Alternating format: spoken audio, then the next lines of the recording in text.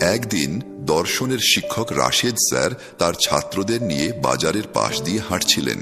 সঙ্গে ছিলেন রায়হান, শুভ, তানিম আর অন্য কয়েকজন ছাত্র। হঠাৎ তারা দেখল এক লোক এক গরুকে দড়ি দিয়ে টেনে নিয়ে যাচ্ছে।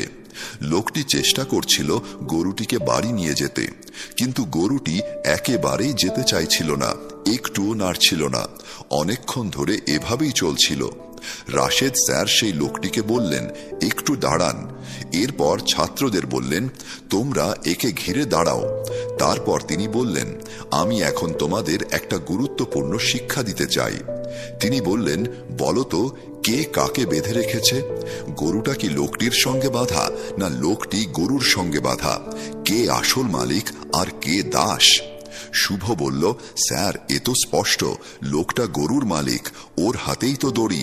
গরুটা বাধ্য, লোকটা যেখানে যাবে গরুকেও যেতে হবে, তাই লোকটাই মালিক, গরুটা ওর দাস।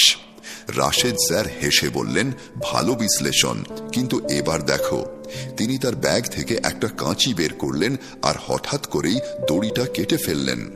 দড়ি কাটা মাত্রই গরুটা দৌড়ে পালিয়ে গেল আর সেই লোকটি ছুটতে লাগলো গরুর পেছনে। রাশেদ স্যার তখন বললেন, এখন দেখো কি হচ্ছে, বুঝতে পারছো তো কে আসলে কার সঙ্গে বাঁধা?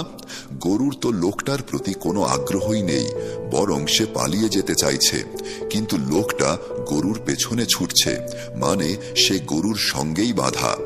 তারপর তিনি বললেন, এই গরুর মতোই আমাদের মাথার ভেতর যেসব বাজে চিন্তা, যেমন রাগ, হিংসা, ভয়, অহংকার, এসবের কোনো আগ্রহ নেই আমাদের প্রতি, কিন্তু আমরা সেগুলোকে আঁকড়ে ধরে রাখি।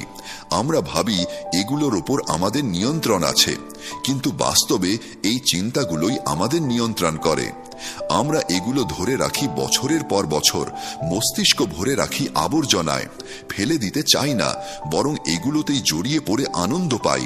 কিন্তু যেই মুহূর্তে আমরা এই চিন্তাগুলোর প্রতি আগ্রহ হারিয়ে ফেলি, তখনই সেগুলো গরুর মতোই পালিয়ে যায়, হারিয়ে যায়। আমাদের জীবনে আমরা অনেক কিছু আর অনেক মানুষকে নিজেদের মালিকানাধীন ভাবি, কিন্তু সত্যি বলতে কি, আমরা তাদের মালিক না, বরং তাদের প্রয়োজনে আমরা তাদের দাসে পরিণত হই। তাদের প্রতি আমাদের নির্ভরতা বেশি, তাই তারাই প্রকৃত মালিক।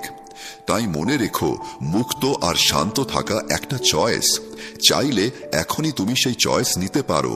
সব আবর্জনা ঝেড়ে ফেলে নতুন একটা সুন্দর জীবন শুরু করতে পারো, কারণ এক ফাঁকা ও শান্ত মনই সবচেয়ে আনন্দের জায়গা।